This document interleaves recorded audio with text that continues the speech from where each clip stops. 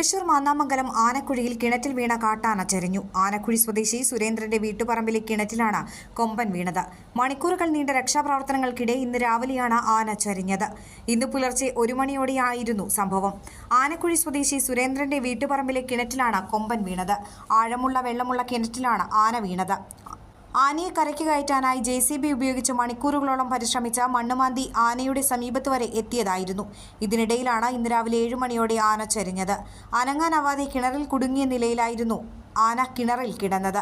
വീഴ്ചയുടെ ആഘാതത്തിൽ നടുവിനേറ്റ സാരമായ പരിക്കാകാം മരണകാരണമെന്നാണ് പ്രാഥമിക നിഗമനം.